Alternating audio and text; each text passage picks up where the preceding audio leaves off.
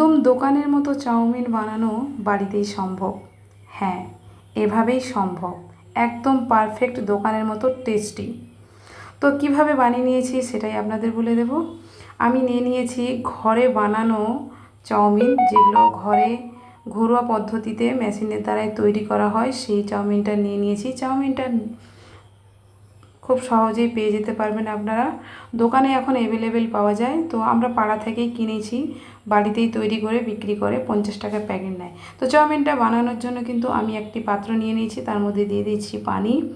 পানিটা এদিকে কিন্তু পর্যাপ্ত দিতে হবে, যতটা চাউমিন করবেন ঠিক ততটাই দেবেন।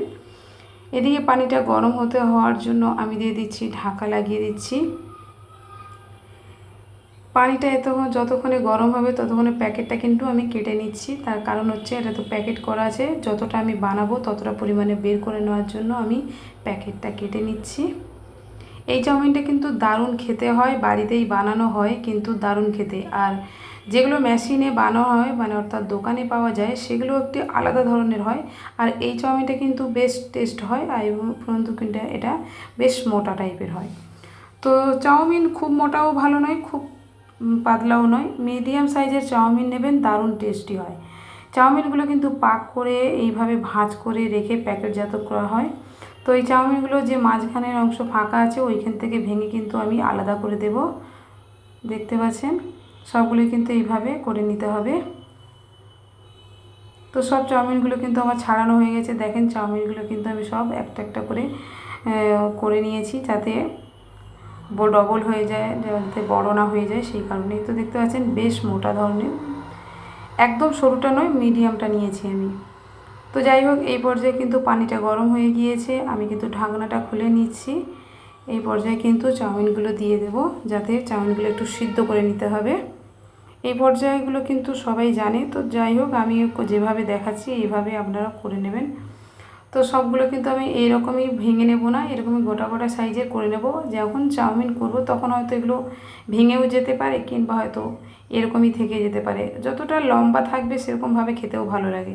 তো যাই হোক, আমরা তো ঘরোয়া পদ্ধতিতে বাড়িতেই করব, তাহলে বড় রাখলে অতটা সহজে আমরা নাড়তে পারি না, তো বড় জায়গা দরকার। তো যাই হোক, আমি এভাবেই বানিয়ে নিচ্ছি, দেখা যাক কি করা যায়, বড় থাকে কি ছোট হয়ে যায়।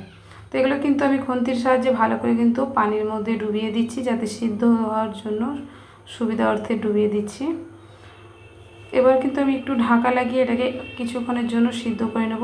মাত্র 2-5 মিনিটের মধ্যেই এটা সিদ্ধ হয়ে যায়। বেশি সিদ্ধ করা যাবে না, তাহলে কিন্তু ঘেঁটে একেবারে তাল তাল হয়ে যাবে। এই পর্যায়ে কিন্তু আমি ঢাকা লাগিয়ে কিছুক্ষণের জন্য রেখে দিচ্ছি। ওভেন কিন্তু জ্বলছে অবশ্য। তো দেখতে পাচ্ছেন হয়ে গেছে, ফুটে কিন্তু ফেনা টাইপের উঠেছে। তো এই পর্যায়ে কিন্তু আমি তুলে নিচ্ছি। দেখতে পাচ্ছেন চাউমিনগুলো কিন্তু সিদ্ধ হয়েছে কিনা, তার জন্য কিন্তু আমি একটু দেখে নেব, খুন্তির সাহায্যে একটু চেপে দেখে নেব যে সিদ্ধ হয়েছে কিনা। তো আমি তো আপনাদের উঠিয়ে দেখাচ্ছি, দেখেন কীরকম সোজা সোজা ছিল, সবগুলো কিন্তু একদম নেতিয়ে এক জায়গায় হয়ে গিয়েছে। তো এই পর্যায়ে কিন্তু আমি দেখে নেব যে সিদ্ধটা হয়েছে কিনা, তারপরে কিন্তু আমি এটাকে নামিয়ে নেব, বেশি সিদ্ধ করব না। তো দেখতে পাচ্ছেন খুন্তির সাহায্যে দেখাচ্ছি, এটা কিন্তু কেটে যাচ্ছে। খুন্তির সাহায্যে কিন্তু দেখানো যাচ্ছিল না বলে আমি হাত দিয়ে একটু দেখিয়ে দিলাম। তো যাই হোক, এই পর্যায়ে কিন্তু আমি আর ফোটাবো না, এবার এটাকে ঝাড়িয়ে নেব। ঝাড়িয়ে নেওয়ার জন্য কিন্তু একটি পাত্র নিয়েছি আমি, যাতে জল ঝরানো যায়। তো এই পাত্রের মধ্যে কিন্তু এটাকে ঢেলে নেব। সবগুলো কিন্তু আমি ঢেলে নিয়েছি। এই পর্যায়ে কিন্তু একটু পানি অ্যাড করে দেবো, ঠান্ডা পানি দিতে হবে, তা না হলে এগুলো কিন্তু একটু জড়ে জড়ে যায়, সেই কারণে কিন্তু ঠান্ডা পানি দিয়ে এটাকে একটু ছাড়িয়ে নিতে হবে। এবার কিন্তু এই চাউমিনের মধ্যে আমি কী কী অ্যাড করব সেটাই এবার আপনাদের একটু বলে দিচ্ছি। গাজর, ক্যাপসিকাম, ডিম আর দিচ্ছি বাঁধাকপি। এগুলোকে আমি অফ ক্যামেরায় কেটে নিয়ে চলে এসেছি। এগুলোকে আমি সব লম্বা লম্বা করে সাইজ করে কেটে নিয়েছি। গাজরটাও ঠিক লম্বা করে কেটে নিয়েছি, যেটা ছোট ছোট আড়ে হয় সেভাবে কিন্তু কাটিনি, একটু লম্বা ফালি করে কেটে নিয়েছি। বাঁধাকপি যেমন কাটিং হয় ঠিক সেভাবেই কেটে নিয়েছি। এই পর্যায়ে কিন্তু আমি ওভেনের কাছে চলে যাব। একটি পাত্র নিয়ে নিয়েছি, ওভেনের উপর বসিয়ে দিয়েছি। একটু বড় সাইজের পাত্র নেবেন, যাতে নাড়া যায়। এবার কিন্তু একটা টিপস আছে, এই চাউমিনের মধ্যে কিন্তু যাতে জড়ে না যায় তার জন্য কিন্তু আমি পানি দিয়েছিলাম। এ পর্যায়ে কিন্তু একটু তেলও দিয়ে দিচ্ছি। তার কারণ হচ্ছে তেলটা দিলে আপনি মনে করেন যে কেউ কারোর সঙ্গে লাগবে না, আর দারুণভাবে সবগুলো একটা একটা হয়ে যাবে। এই টিপসটা কিন্তু অবশ্যই খেয়াল করবেন। এভাবে করে নিলে কিন্তু সবটাই ঝুরো ঝুরো মতো হয়ে যাবে, আর জড়ে যাওয়ার কোনো ব্যাপার থাকে না। তো এই পর্যায়ে কিন্তু আমি তেলটা দিয়ে ভালো করে কিন্তু হাত দিয়ে একটু মাখা মাখা মেখে নিলাম, মানে হাত দিয়ে একটু মেখে পুরো তেলটা সবটার গায়ে লাগিয়ে দিলাম। তো এই পর্যায়ে কিন্তু আমার মাখা হয়ে গেছে। এবার কিন্তু কড়াইয়ের মধ্যে দিয়ে দেবো সামান্য তেল। তো দিয়ে দিয়েছি তেলের মধ্যে দিয়ে কিন্তু এটা একটা টিপস, তেলের মধ্যে দিয়ে দিয়েছি লবণ দিলে কিন্তু কোনোভাবে কোনো কিছু দিলে ঠিক রায় না। এই পর্যায়ে কিন্তু আমি দিয়ে দিয়েছি কেটে রাখা ক্যাপসিকামগুলো, এটাকেও কিন্তু তেলের উপরে হালকা করে ভাজা করে নেব। আর যেহেতু লবণ দেওয়া আছে, বেশি লবণ অ্যাড করব না। সবগুলো সবজি দিয়ে তারপরে কিন্তু পরিমাণ বুঝে লবণ অ্যাড করব। এই পর্যায়ে কিন্তু দিয়ে দেবো গাজরগুলি দিয়ে একইভাবে কিন্তু একটু নাড়াচাড়া করে নেব, যাতে হালকা হালকা ফ্রাই হয়ে যায়। এই পর্যায়ে কিন্তু আমি নাড়াচাড়া করে এটাকে একটু হতে দেব।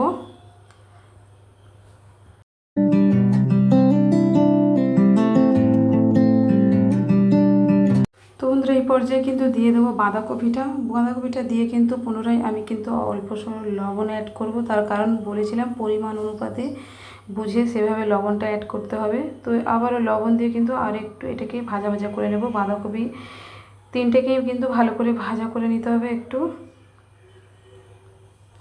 এইভাবে নাড়াচাড়া করে কিন্তু ভাজাটা করে নিতে হবে।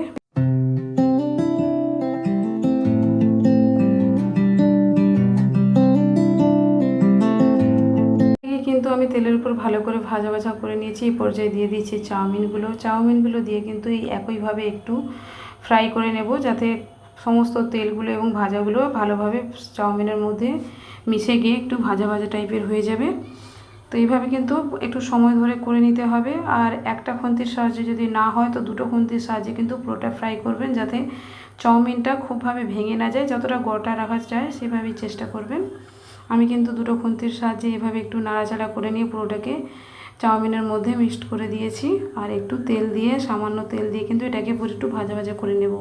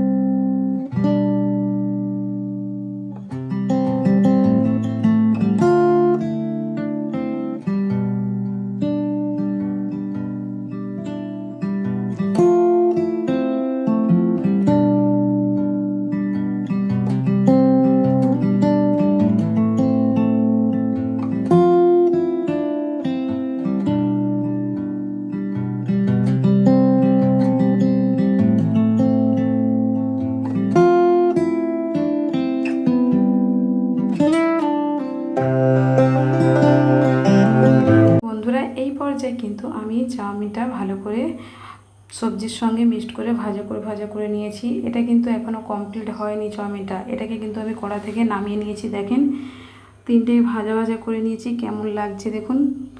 চাউমিনটা কিন্তু যে কোনো দোকানে এইভাবে কিন্তু রেডি করা থাকে। তারপর কিন্তু ডিম ভেজে যাবতীয় ঝাল মশলা দিয়ে কিন্তু এটাকে রেডি করা হয়। এই পর্যায়ে কিন্তু আমি সেইভাবে রেডি করে নিয়েছি। এখন একই কড়াইয়ের মধ্যে আবার সামান্য তেল দিয়ে দিয়েছি। এই তেলের মধ্যে দিয়ে দেবো লঙ্কা কুচি, দিয়ে দেবো কিন্তু পেঁয়াজ কুচি। অল্প পরিমাণে দেবেন, না দিলেও চলে। পেঁয়াজটা দিতে হবে এমন কোনো বাধ্যতা নেই। তো আমি দিয়েছি, একটু খেতে ভালো লাগবে সেই কারণে দিচ্ছি। এটা অপশনাল, দিতে পারেন নাও দিতে পারেন। এই পর্যন্ত আমি পেঁয়াজটা আর লঙ্কাটাকে ভালো করে একটু ফ্রাই করে নিচ্ছি। এটাকে একটু হালকা ব্রাউন কালার আসা পর্যন্ত ভেজে নেব। এই পর্যায়ে কিন্তু দিয়ে দেব দুটো ডিমগুলোকে কিন্তু ফাটিয়ে নিচ্ছি, কড়ার উপরেই ফাটিয়ে নেব। আমি কিন্তু দুটো ডিম দিয়েই করেছি। তো তো এই পর্যায়ে কিন্তু ডিমগুলো দিয়ে তার উপরে দিয়ে দেবো লবণ দিয়ে কিন্তু ভালো করে এটাকে ফ্রাই করে নেব। আর যে কোনো বাচ্চাদেরকেও আপনারা এই খাবারটা দিতে পারবেন, কারণ লঙ্কার পরিমাণ যতটা কম দেবেন তাহলে কিন্তু খেতে খুবই ভালো লাগে। আর যেহেতু কাঁচা লঙ্কা দেওয়া আছে, বাচ্চা বড় সবাই খেতে পারবে। তো এই পর্যায়ে কিন্তু সবগুলোকে দিয়ে কিন্তু আমি একটু ফ্রাই করে নিচ্ছি, যেহেতু ডিমের একটা ভুজো টাইপের বানিয়ে নিচ্ছি। এইভাবে কিন্তু আপনারাও বানিয়ে নেবেন। একটু সময় ধরে কিন্তু এটাকে একটু নাড়াচাড়া করে হালকা আঁচে কিন্তু এটাকে ফ্রাই করে নিতে হবে। তো হয়ে গিয়েছে। এবার কিন্তু দিয়ে দিচ্ছি সামান্য জিরে গুঁড়ো, ঘিনে ধরে মিক্সড করা আছে ওই মশলাটা দিয়ে দিয়েছি।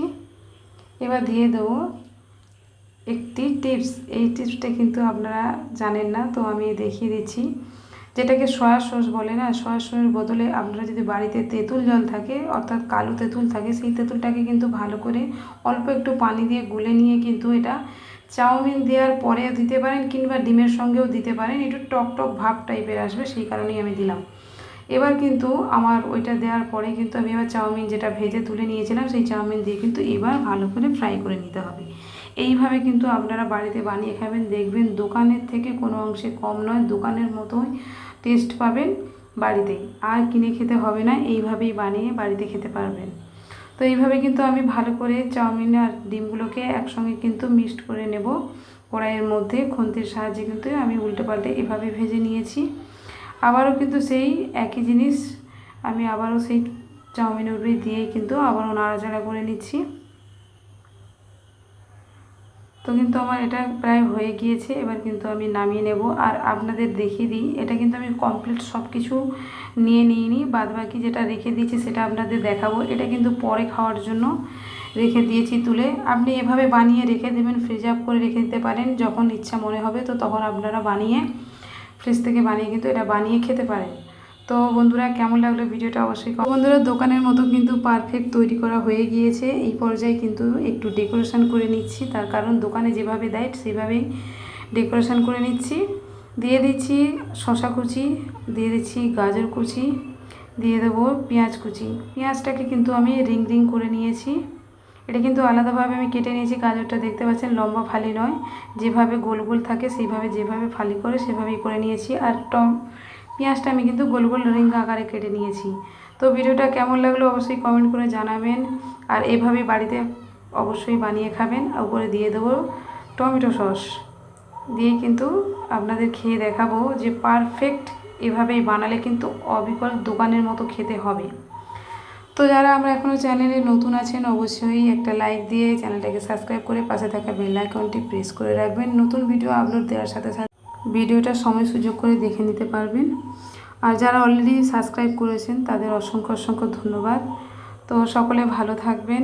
আর এই যে ফ্রাই যেটা করে রেখেছি, এটা কিন্তু বাকিটা কিন্তু আমি ফ্রিজ আপ করে রেখে দেব পরে সন্ধ্যের দিকে তৈরি করে খাওয়ার জন্য। এটা আমি সকালে টিফিনে বানিয়েছি। তো দেখতে পাচ্ছেন কতটাই লোভনীয় হয়েছে বন্ধুরা। এইভাবেই কিন্তু আপনারাও দোকানের মতো টেস্ট বাড়িতেই পেয়ে যেতে পারেন। আর এভাবেই বাড়িতে বানিয়ে বাড়িতে যদি কোনো মেহমান আসে তাদেরকেও আপনারা এই টেস্টটা তুলে দিতে পারবেন। তাদেরকেও খাইয়ে আপনি জানতে পারবেন যে আপনি কতটা টেস্টি চাউমিন বানানো শিখে গিয়েছেন।